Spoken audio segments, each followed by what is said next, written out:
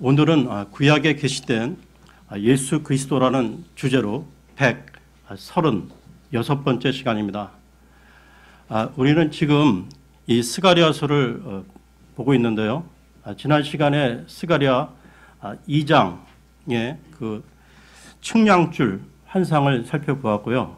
오늘은 스가랴서 3장에 나와 있는 대제사장 그 환상에 대해서 살펴보겠습니다. 스가랴 대언자는 총 8개의 그 환상을 보았는데요. 지난 시간까지 3개의 환상을 살펴보았고 오늘은 4번째 환상을 살펴보겠습니다. 그러면 오늘 본문 스가랴 3장 1절을 보겠습니다. 스가랴 3장 1절입니다. 대제사장 여호수아는 주의 천사 앞에 서 있고 사탄은 그의 오른쪽에 서서 그를 대적하는 것을 그분께서 내게 보이시니라. 여기에 나오고 있는 여호수아는 대제사장인데요. 많은 이들이 알고 있는 그 모세의 후계자이며 가나안 그 입성의 지도자였던 그 여호수아와는 다른 사람입니다. 오늘 본문의 여호수아는 이스라엘 백성이 그 바빌론의 포로에서 돌아올 때 총독 스룹바벨과 함께 대제사장으로서 백성들을 지도했던 사람인데요. 그런데 대제사장 여호수아가 주의 천사 앞에 서 있다고 나와 있습니다. 여기 나오는 주의 천사는 성육신하기 이전에 예수 그리스도시라는 것이죠. 그런데 놀랍게도 주의 천사뿐만 아니라 사탄이 여호수아 오른편에 서서 대적을 하고 있다는 것입니다. 여러분, 신앙생활이란 눈에 보이지 않는 그 영적 세계에 눈을 뜨는 것이라 할 수 있는데요. 신앙생활은 이 달리 표현한다면 영적 싸움이라 할 수 있다는 것입니다. 싸움은 반대편 이 상대 대적이 있다는 것이죠. 그러면 우리의 대적은 누구인가? 베드로전서로 가겠습니다. 베드로전서 5장 8절에서 9절을 보겠습니다. 베드로전서 5장 8절에서 9절입니다.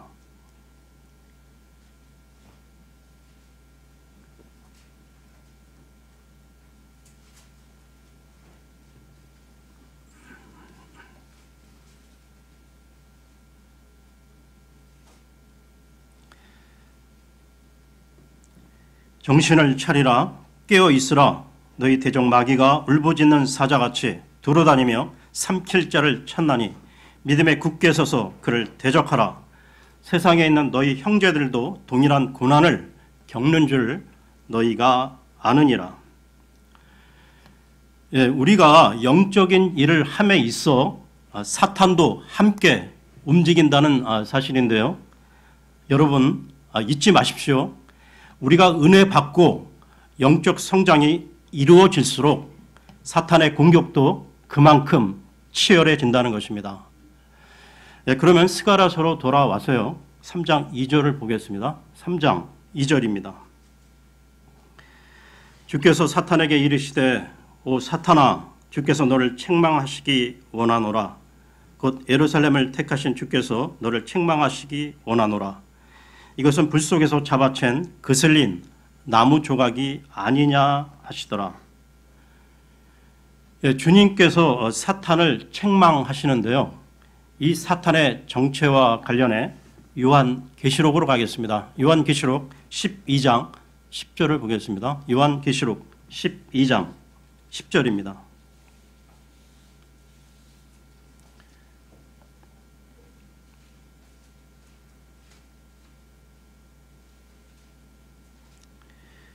또 내가 들으니 하늘에 큰 음성이 있어 이르되 이제 구원과 힘과 우리 하나님의 왕국과 그분의 그리스도의 권능이 임하였도다. 우리 형제들을 고소하는 자 곧 우리 하나님 앞에서 밤낮으로 그들을 고소하던 자가 쫓겨났도다. 우리 형제들을 이 밤낮으로 고소하는 자가 사탄인데요. 교회 형제들 그 사이에서 이간질하고 고소하도록 충동질하는 것, 그 배후에는 사탄이 있다는 것입니다. 그 사탄이 대환란 끝에 천사에 의해 결박되어 바닥 없는 구덩이 속에 갇힐 때까지 사탄은 지금 울부짖으며 삼킬 자를 찾고 있는데요. 그렇다면 우리가 사탄을 어떻게 이길 것인가? 야고보서로 가겠습니다. 야고보서 4장 7절을 보겠습니다. 야고보서 4장 7절입니다.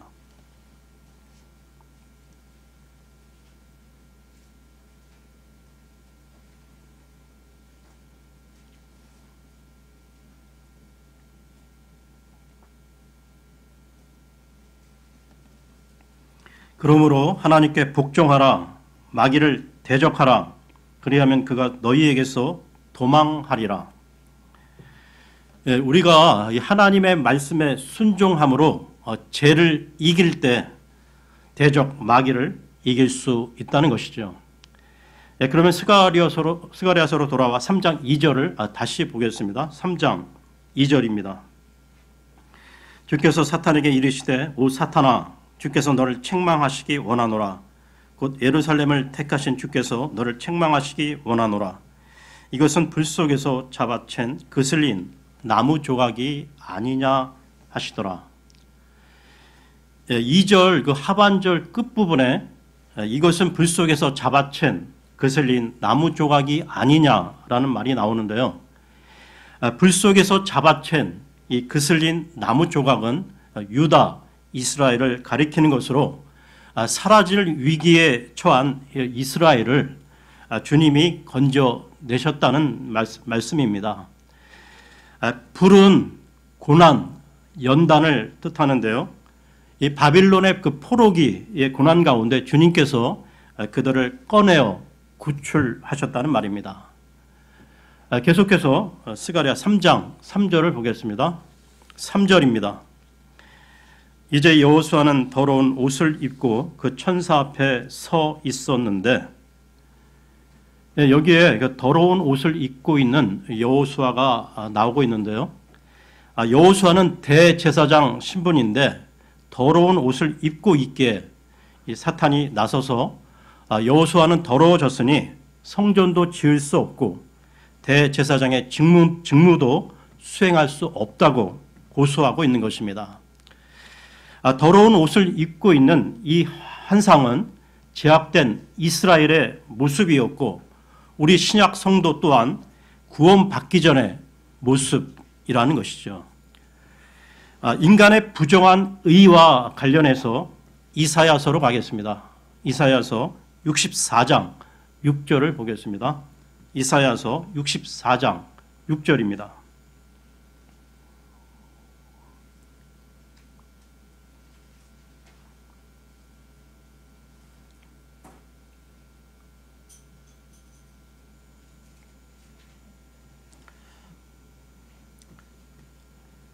그러나 우리는 다 부정한 물건 같고 우리의 모든 의는 더러운 누더기 같으며 우리는 다 잎사귀같이 시들므로 우리의 불법들이 바람같이 우리를 몰아갔나이다.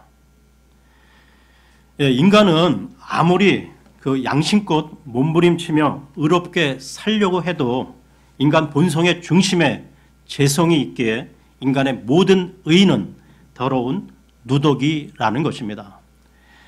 그러하기에 어떠한 인간도 거룩하신 하나님 앞에 설 수가 없었는데요. 하나님이 해결책을 주신 것입니다. 그러면 스가랴서로 돌아와서요. 3장 4절을 보겠습니다. 스가랴 3장 4절입니다. 그분께서 자기 앞에 서 있던 자들에게 응답하여 이르시되 그에게서 그 더러운 옷을 벗기라 하시고 또 그에게 이르시되 보라 내가 네 불법을 네게서 떠나게 하였으니 이제 의복을 바꾸어 네게 입히리라 하시기에. 주님께서는 여호수아의 더러운 옷을 벗기고 새 옷을 입게 하셨는데요.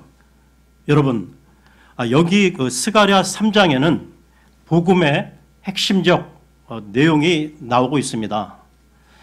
인간은 창세기 3장 이후 타락하여 인간의 모든 의인은 더러운 누더기이기에 희망이 없었는데요. 하나님이 보내신 구원자 예수 그리스도로 말미암아 의인의 길이 열린 것입니다. 더러운 옷을 벗고 새 옷을 입혀 주신 것.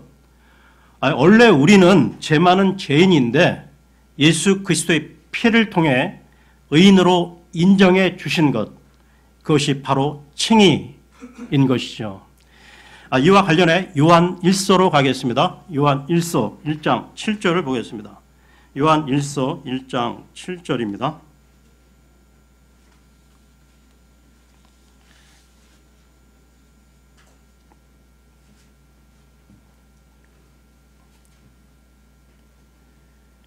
그러나 그분께서 빛 가운데 계신 것 같이 만일 우리가 빛 가운데 걸으면 우리가 서로 교제하고 또 그분의 아들 예수 그리스도의 피가 모든 죄에서 우리를 깨끗하게 하느니라. 옷과 관련해서 한 구절 더 보겠는데요.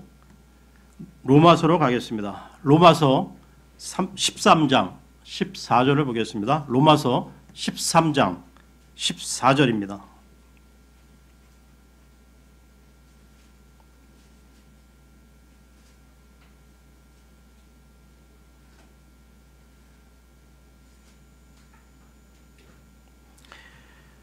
오직 너희는 주 예수 그리스도로 옷 입고 육신의 정욕을 채우기 위해 육신에게 기회를 주지 말라.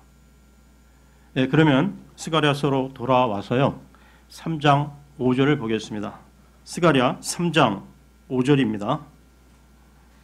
내가 이르되 그들이 그의 머리 위에 아름다운 관을 씌우게 하소서 하매 이에 그들이 그의 머리 위에 아름다운 관을 씌우고 그에게 옷을 입히더라. 주의 천사는 곁에 서 있더라. 대제사장은 이 옷뿐만 아니라 머리에 관을 썼는데요. 머리에 쓰는 관과 관련해 레위기로 가겠습니다. 레위기 8장 9절을 보겠습니다. 레위기 8장 9절입니다.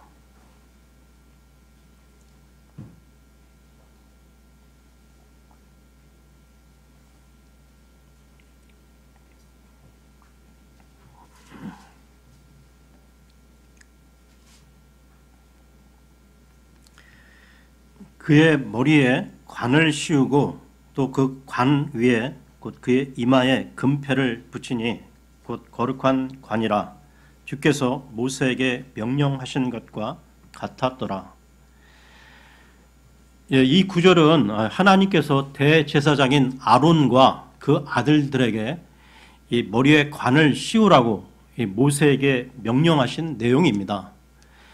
성경에는 여러 개의 관이 나오고 있는데요. 그 관들은 누가 받게 되는지 살펴보고 가겠습니다. 먼저 생명의 관인데요. 요한계시록으로 가겠습니다. 요한계시록 2장 10절을 보겠습니다. 요한계시록 2장 10절입니다.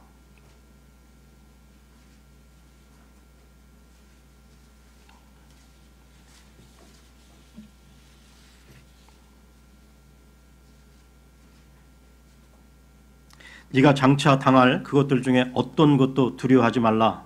보라 마귀가 너희 중에서 몇 사람을 감옥에 던져 넣어 너희를 시험하리니 너희가 열흘 동안 환난을 당하리라. 너는 죽기까지 신실하라. 그리하면 내가 생명의 관을 네게 주리라. 죽기까지 신실한 사람이 생명의 관을 받게 되는데요. 주기철 목사님이나 손양원 목사님 같은 순교하신 분들이 받게 됩니다. 다음은 의의 관인데요. 의의 관. 이와 관련해 디모데 후서로 가겠습니다. 디모데 후서 4장 8절을 보겠습니다. 디모데 후서 4장 8절입니다.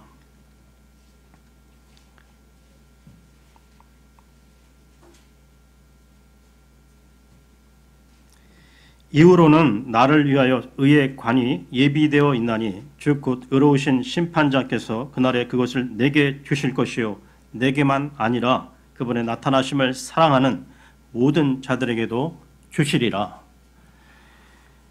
그분의 나타나심, 즉 주님의 재림을 사모하는 자에게 의의 관을 주신다는 것입니다.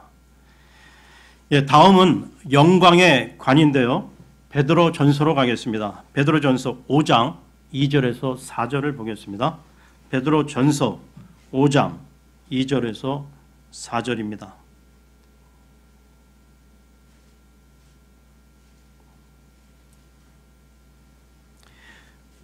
너희 가운데 있는 하나님의 양떼를 먹이고 감독하되 억지로 하지 말고 자진해서 하며 더러운 이익을 위해 하지 말고 오직 준비된 마음으로 하며 하나님의 상속 백성 위에 주인처럼 군림하지 말고 오직 양떼에게 본이 되라. 그리하면 목자장께서 나타나실 때에 너희가 사라지지 아니하는 영광의 관을 받으리라. 이 영광의 관은 충성을 다해 양떼를 돌본 목자들에게 주시는 것입니다. 다음은 썩지 않을 관인데요. 고린도 전서로 가겠습니다. 고린도 전서 9장 24절, 25절을 보겠습니다. 고린도 전서 9장 24, 25절입니다.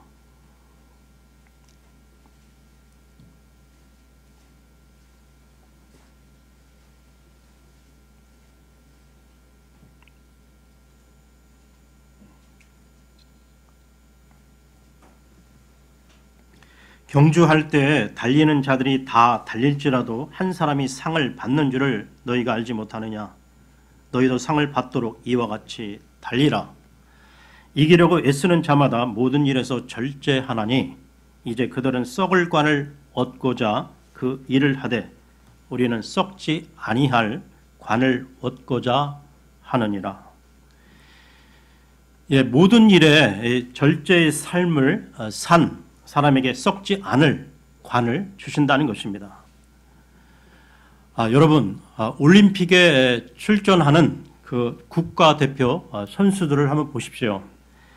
그들은 메달을 따기 위해 그 4년 내내, 아니 그 이전부터 그 오랜 시간 동안 먹는 것과 이 하고 싶은 일들을 극도로 자제하고 절제하며 인내의 시간을 보내지 않습니까?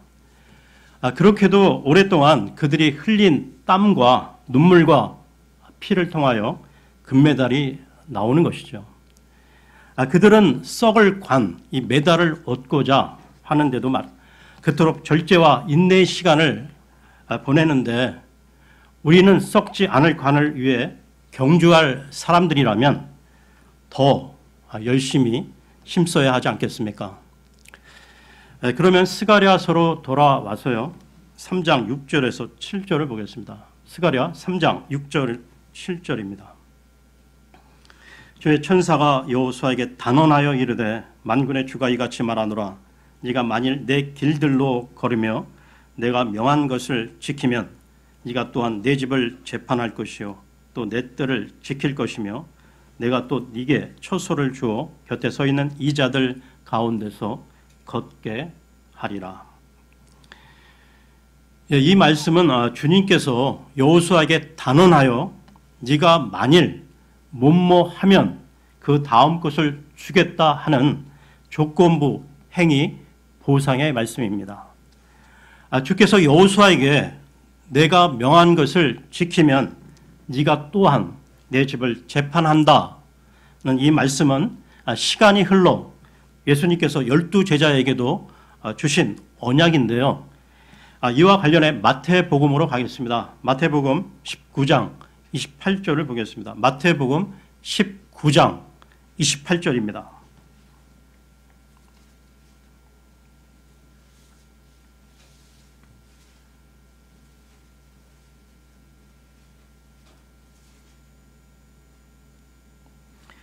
예수님께서 그들에게 이르시되 진실로 내가 너희에게 이르노니 다시 나게 하는 때 그 사람의 아들이 자기의 영광의 왕자에 앉을 때 나를 따른 너희도 12왕자에 앉아 이스라엘의 12지파를 재판하리라.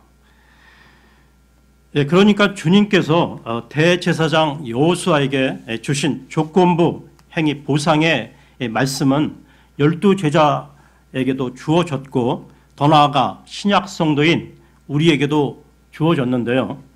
우리 신약 성도가 이 고난을 당하며 신실하게 주님을 섬기게 되면 보상이 주어지게 된다는 것입니다. 이와 관련해서요, 디모데 후서로 가겠습니다. 디모데 후서 2장 12절을 보겠습니다. 디모데 후서 2장 12절입니다.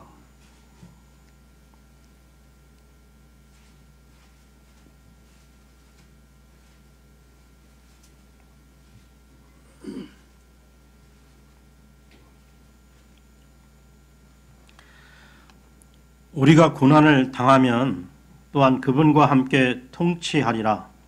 우리가 그분을 부인하면 그분도 우리를 부인하시리라. 우리가 고난을 당하면 또한 그분과 함께 통치하리라. 이 말씀대로 우리는 왕가의 제사장으로서 천년 왕국 때 이 땅을 통치하게 되는데요. 여러분, 우리가 구원은 이 은혜로 값없이 받았지만 통치권은 행위에 따른 보상이라는 것입니다. 그러므로 우리의 신앙생활이 말씀에 대하여 단순히 알고 믿는 것으로 그쳐서는 안 되고 그에 걸맞는 행위가 뒤따라야 한다는 것이죠. 행위가 없으면 보상이 없다는 것입니다.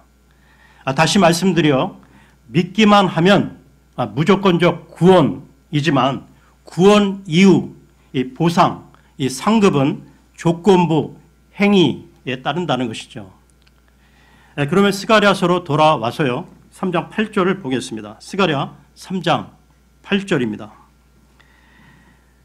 오 대제사장 여호수아야, 너와 네 앞에 앉아있는 내 동료들은 이제 들으라. 그들은 놀랍게 여겨지는 자들이니라. 보라, 내가 내 종 곧 가지를 내리라. 끝부분에 이 내가 내 종 곧 가지를 내리라고 나오고 있습니다. 여러분, 우리 속담에 이 가지 많은 나무 이 바람 잘 날 없다는 말이 있죠. 가지는 이 자녀, 이 자식을 말하는 것으로 자식이 많으면 걱정거리가 계속된다는 말입니다. 그러니까 내가 내 종 곧 가지를 낸다는 말씀은 하나님께서 아들 예수 그리스도를 보내시겠다는 말인 것이죠. 이와 관련해서 이사야서로 가겠습니다. 이사야서 4장 2절을 보겠습니다. 이사야서 4장 2절입니다.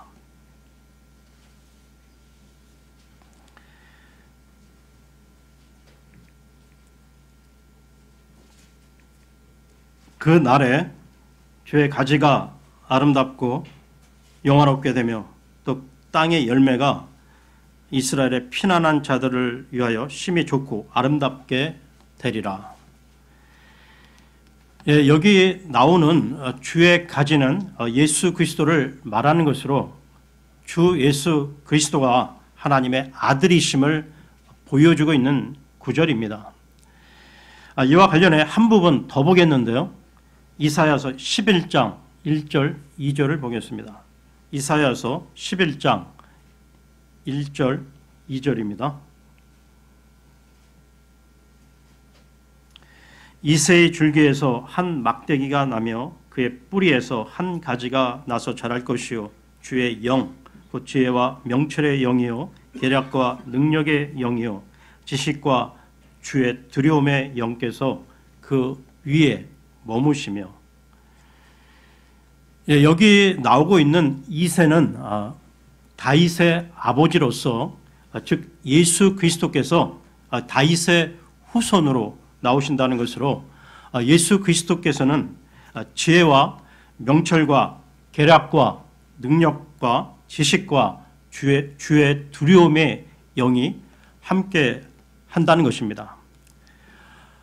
계속해서 한 구절 더 보겠는데요. 이번에는 에레미야서로 가겠습니다. 에레미야서 23장 5절입니다. 에레미야서 23장 5절입니다.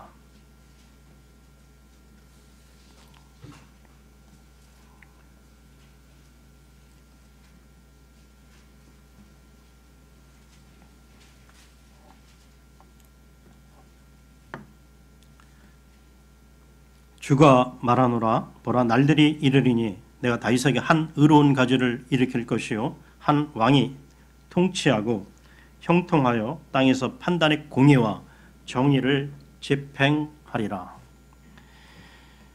여기에 날들이 이르리니 즉 천년 왕국 때에 한 의로운 가지 즉 예수 그리스도가 오셔서 이 땅의 공의와 정의를 집행하실 것을 예언하고 있는 것입니다.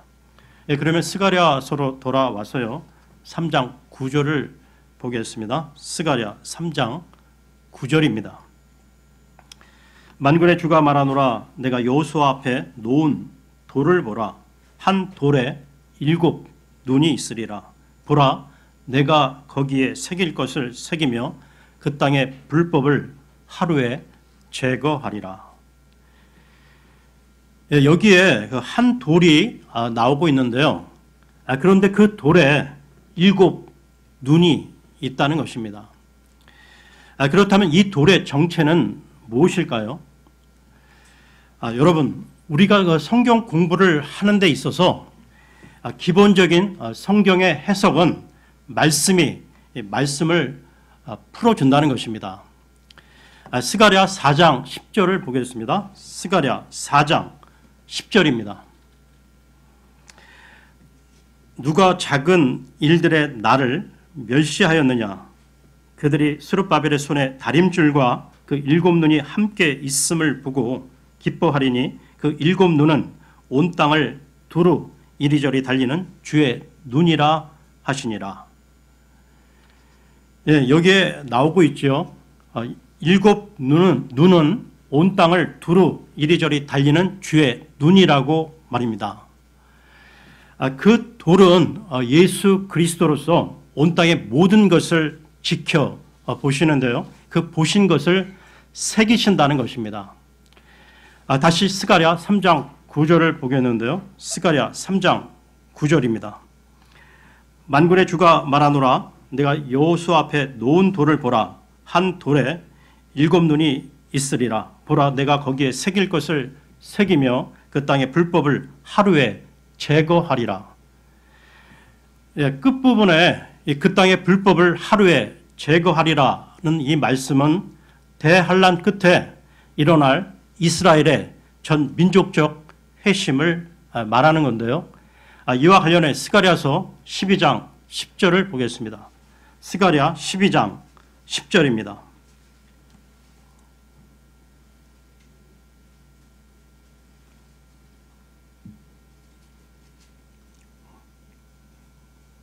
내가 다윗의 집과 예루살렘 거주민들 위해 은혜의 영과 간구하는 영을 부어주리니 그들이 나 곧 자기들이 찌른 나를 바라보고 사람이 자기 외아들을 위하여 애곡하듯 그를 위하여 애곡하며 사람이 자기의 처음 난 자를 위하여 쓰라리게 슬퍼하듯 그를 위하여 쓰라리게 슬퍼하리로다. 그리고 밑으로 조금 내려오셔서 13장 1절을 보겠습니다. 13장 1절입니다. 그날에 죄와 더러움을 씻기 위한 셈이 다윗의 집과 예루살렘의 거주민들을 위해 열리리라. 이스라엘은 초림에 예수 그리스도를 거부함으로 심판을 받았지요. 그럼으로써 이스라엘의 민족적 회심은 예수 그리스도의 재림 때까지로 연기되었던 것입니다. 그러면 다시 스가랴 3장으로 돌아와서요 10절을 보겠습니다. 스가랴 3장 10절입니다. 만군의 주가 말하노라 그날에는 너희가 각각 포도나무와 무화과나무 아래로 자기 이웃을 부르리라 하셨느니라. 여기에 나오는 포도나무와 이 무화과나무는 이스라엘을 상징하는 나무인데요. 그런데 포도나무와 이 무화과나무 아래라는 말이 나오면 평화, 화평, 안전을 나타내는 뜻으로 쓰인다는 것입니다. 이와 관련해서 열왕기상으로 가겠습니다. 열왕기상 4장 25절을 보겠습니다. 열왕기상 4장 25절입니다.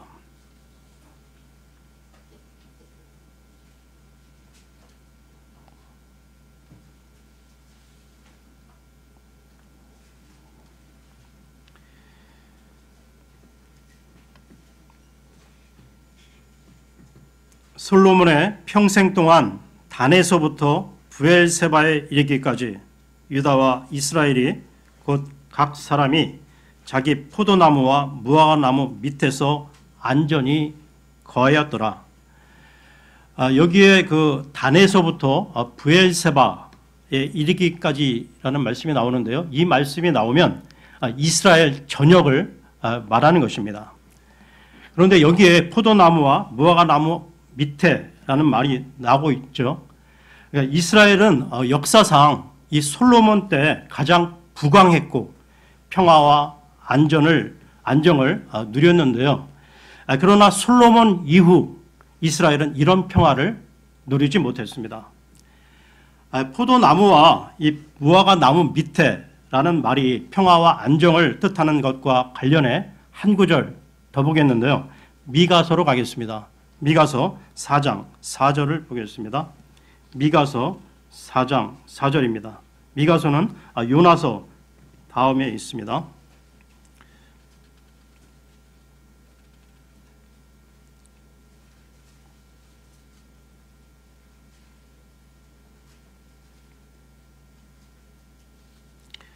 오직 각 사람이 자기의 포도나무와 무화과나무 밑에 앉으리라. 아무도 그들을 두렵게 하지 못하리니 만군의 주의 입이 그것을 말하였느니라. 네, 그러면 다시 스가랴서로 돌아와 3장 10절을 보겠습니다. 스가랴 3장 10절입니다.